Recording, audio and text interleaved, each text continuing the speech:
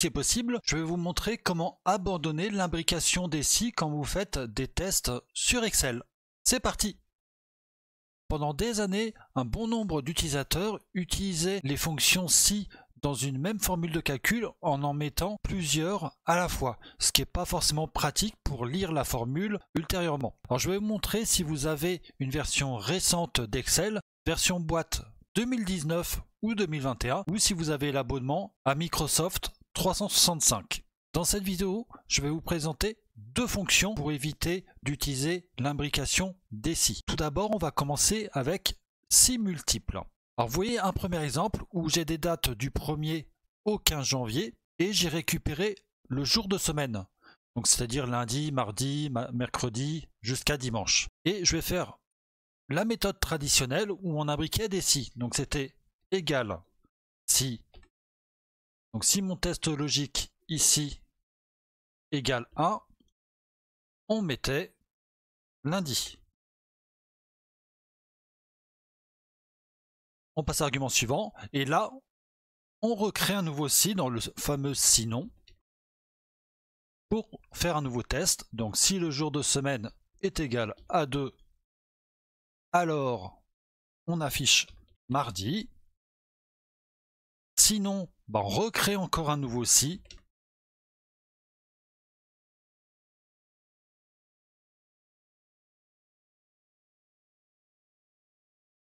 Et pour le jeudi, donc le fameux sinon de mercredi, on recrée un si jusqu'à arriver jusqu'au dimanche. Donc j'ai coupé la vidéo pour arriver directement à dimanche, vous n'avez pas besoin de voir la saisie assez longue là-dessus. Et vous voyez que j'ai mis un si pour dimanche parce que je vais mettre un sinon. Donc si c'est pas entre 1 et 7, je vais quand même mettre une erreur. Le jour doit être compris entre 1 et 7. Je peux fermer ma parenthèse sur toutes les fonctions si. Je vous montre hop la taille de la formule. Comme vous pouvez voir, c'est pas forcément pratique. Et vous voyez que ça met automatiquement le jour en fonction du nombre. Et si je fais exprès de mettre un 8 ici, on voit bien que le dernier si, ça met bien le message d'erreur. Alors pour éviter cette formulation là qui est assez longue, en fait on va utiliser une fonction qui est apparue sur la version 2019 ou l'abonnement 365, c'est si points multiples. Je fais égal pour la formule de calcul et j'appelle ma fonction si multiple. Alors comment fonctionne si multiple? Vous voyez qu'il y a plusieurs arguments. Le premier c'est qu'est-ce qu'on va tester? C'est l'argument expression. Alors, en fait on va tester la cellule P2. Donc, comme c'est un tableau structuré, vous voyez que ça met une référence nommée @jour-semaine. En fait c'est la valeur qui se trouve dans la colonne jour-semaine de mon tableau structuré sur la même ligne que ma formule de calcul. Après cet argument-là, en fait, on va avoir des paires d'arguments. Moi, je préfère appeler ça comme ça. Vous voyez au niveau de la formule, vous avez valeur 1, résultat 1. C'est-à-dire qu'on va lui indiquer, s'il y a cette valeur-là, on va faire une action pour cette valeur. Donc la valeur 1, c'est 1. Alors comme c'est un chiffre, j'ai pas besoin de guillemets. Et s'il trouve la valeur 1, je vais lui afficher, entre guillemets, lundi, comme c'est du texte. Sinon, vous voyez que cette fois-ci, j'ai pas valeur 2, résultat 2, j'ai défaut ou valeur 2. Alors vous inquiétez pas, je vais vous l'expliquer à la fin. Alors pour l'instant, on va rester sur les valeurs. Donc, si Excel trouve 2, on va afficher mardi, et ainsi de suite. Donc je suis arrivé au bout de mes valeurs avec le 7 dimanche et je peux fermer ma parenthèse. Donc vous avez vu qu'on a exactement la même chose entre la formule de calcul avec les si imbriqués que si multiples, en sachant que la formule est bien moins longue. Je vous ai parlé de la valeur par défaut dans les arguments. Alors si je reviens sur ma formule, vous voyez que j'ai si multiples avec le test à vérifier, donc l'expression, et suivant la valeur, l'action que je veux faire à chaque fois. Si je me mets ici pour ajouter un nouveau test, vous voyez que j'ai soit défaut, soit valeur 8. C'est-à-dire que moi je peux, grâce à cette fonction si multiple, effectuer une action par défaut. Si Excel trouve une valeur dans l'expression qui n'est pas de 1 à 7, je peux lui dire, par exemple, hop, le jour doit être compris entre 1 et 7. Alors cette fois-ci, je mets juste l'action, j'ai même pas besoin de mettre autre valeur. Donc pour l'instant, ça ne change rien, mais si je mets jour-semaine, par exemple, à 12, du coup, il n'a pas trouvé de 1 à 7, donc toutes les autres valeurs vont afficher ce message-là. Maintenant, je vais vous montrer quand même la différence de taille entre les deux formules. Donc, je vais copier les deux formules. Donc, on gagne beaucoup de place. Alors, sachez que plus vous aurez deux valeurs, plus il sera avantageux d'utiliser le si multiple par rapport à une imbrication de fonction si. Alors, je vais vous montrer un deuxième exemple. Vous voyez qu'il y a un code TVA avec un montant hors taxe et on a une base ici avec un code TVA et un taux. Donc ce qu'on va faire, je vais utiliser l'autre manière de faire, c'était d'utiliser une fonction de recherche quand on avait une base ailleurs. Donc je fais égal recherche x. La valeur cherchée, c'est le code TVA qui se trouve dans mon tableau. Où je le trouve dans ma base, dans ma colonne code. Et qu'est-ce que je veux renvoyer? C'est le taux. Je ferme ma parenthèse. Et vous voyez que j'obtiens mes taux de TVA. D'ailleurs que je peux mettre en pourcentage. Comme ça, on verra mieux. Donc ça, c'était une deuxième manière de faire. On va voir par rapport au si multiple, qu'est-ce que ça donne.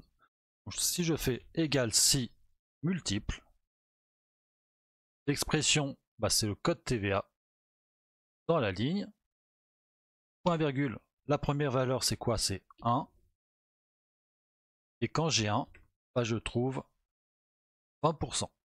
D'ailleurs, je n'ai pas besoin de guillemets. Si je trouve le code TVA 2, c'est 10%. Le code TVA 3, 7%. Et le code TVA 4, c'est 2,1%. Sinon, je mets erreur.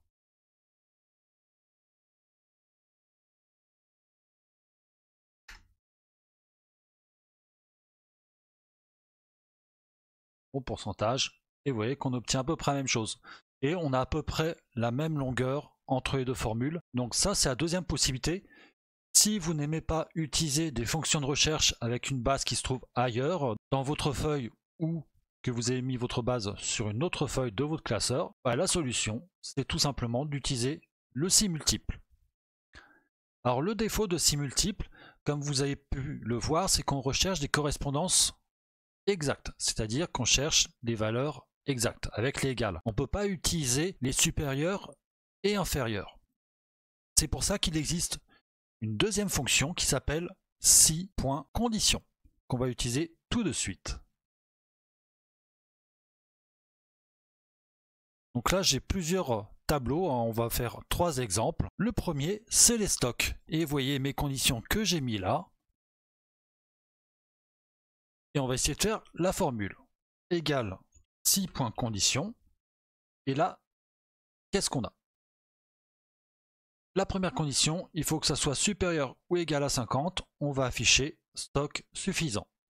Alors contrairement à si multiple, là on va mettre vraiment le test en lui-même, c'est-à-dire la valeur qu'on veut tester à 2 et la valeur qu'on veut. Donc supérieur ou égal à 50. Et s'il trouve cette valeur-là, qu'est-ce qu'on fait? On affiche stock suffisant.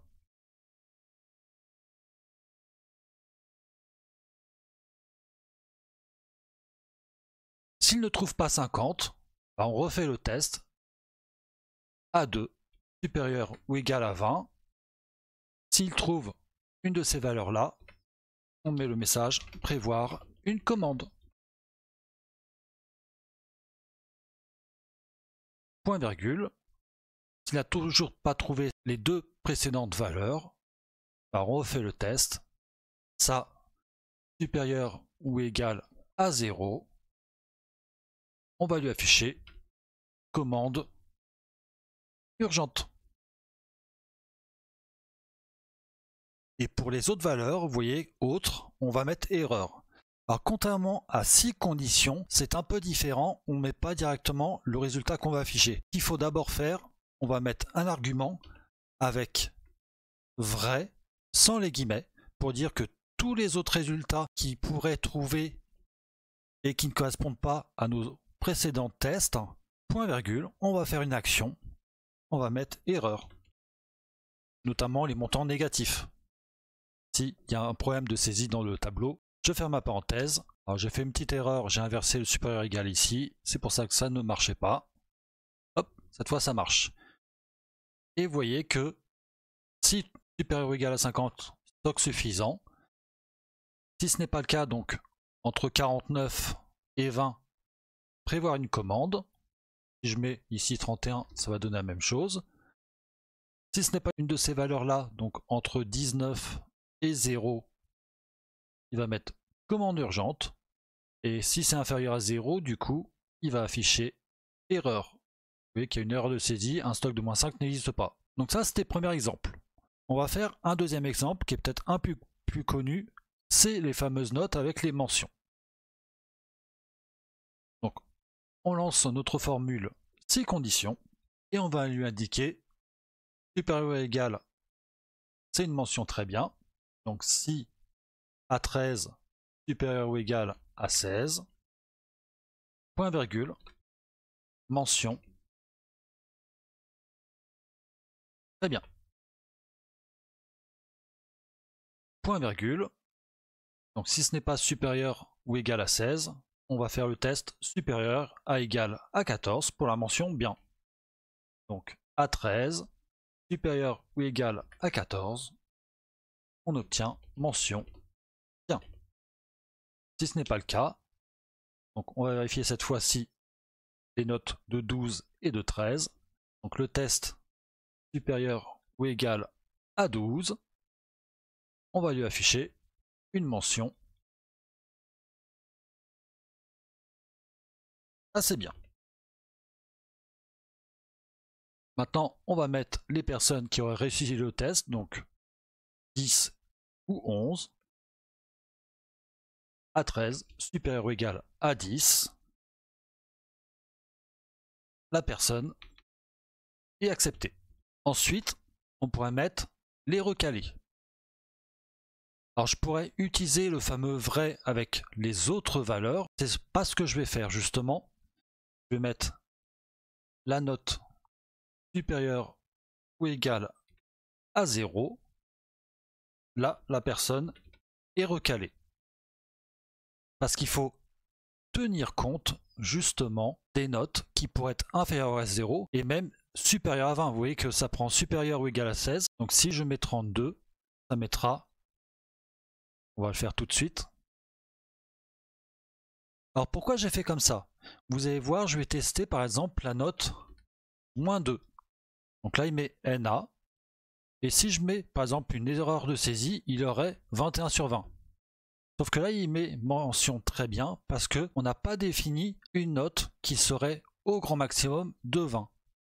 Alors plutôt que de compliquer encore la formule, moi je vais vous montrer une petite astuce. Donc si je remets ici par exemple, en fait dans le tableau, plutôt que de compliquer la formule, je vais sélectionner mes lignes avec les notes et je vais utiliser la validation de données. Dans mon ruban Excel, je vais dans l'onglet Données et je vais dans Validation de données. Et en fait, ce que je vais faire, je vais autoriser uniquement des nombres entiers compris entre 0 et 20. Je valide et vous allez voir que sans compliquer la formule, si je mets un 1,22 ici, Excel m'indique qu'on ne peut pas saisir parce que ce n'est pas inclus entre la plage de données que j'ai sélectionnée entre 0 et 20. Donc je suis obligé de saisir des notes de 0 jusqu'à 20. Si je mets un montant négatif, -1, ça ne marche pas. Et comme vous avez vu tout à l'heure, si je mettais une valeur supérieure à 20, ça ne marche pas non plus. Ça évite de rajouter le fameux vrai avec erreur. On va faire un troisième exemple avec des entreprises. Alors là, j'ai déjà la réponse, je vais effacer. hop. L'avantage aussi de 6 conditions, comme vous avez vu dans l'argument de test, il fallait sélectionner la référence, ça veut dire qu'on peut faire des tests sur plusieurs cellules à la fois, pas une seule. Donc si je fais ma formule avec mes conditions que j'ai écrites au-dessus, vous voyez que pour les entreprises françaises, il y aura une remise de 15%. Si elle n'est pas française, il faut que le montant soit supérieur à 250 000 € pour avoir une remise de 10%. Pour toutes les autres valeurs, il n'y aura aucune remise accordée à nos clients. Alors, comment cela se traduit sur notre formule de calcul? Égale si condition. Mon premier test, donc je vérifie que le code est FR, donc K2 égale FR. Je vais calculer une remise de 15% sur le montant des ventes. Montant des ventes fois 0,15. Si l'entreprise n'est pas FR, on fait un deuxième test. Il faut que le montant soit supérieur à 250 000 €. Donc on sélectionne le montant des ventes. S'il est supérieur à 250 000, alors je fais une remise de 10% sur le montant des ventes. Donc montant des ventes fois 0,1. Pour tous les autres cas, point virgule, je mets vrai. Pour toutes les autres valeurs, je vais mettre aucune remise. Je fais entrer et vous allez voir que dans mon tableau, donc si on récapitule, le si multiple permet de faire des tests sur une seule cellule avec des valeurs exactes. On ne pourra pas mettre les inférieurs ou égales, comme ici.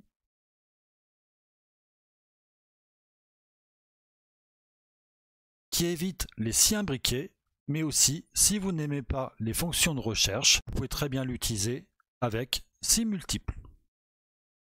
Alors que la fonction si condition permet de vérifier des valeurs grâce aux opérateurs supérieurs et égales, qu'on a fait sur les deux premiers exemples, mais on peut aussi faire des tests sur plusieurs cellules différentes. Sur le troisième exemple, on a testé le code pays et le montant des ventes sur la fonction si condition. Donc j'espère que ce tutoriel vidéo vous a plu. N'hésitez pas à lâcher un commentaire, ça fait toujours plaisir. Si ce n'est pas encore fait, abonnez-vous à ma chaîne, comme ça vous serez notifié de la sortie des nouvelles vidéos. Prenez soin de vous et je vous dis à très bientôt pour de nouvelles vidéos. Salut!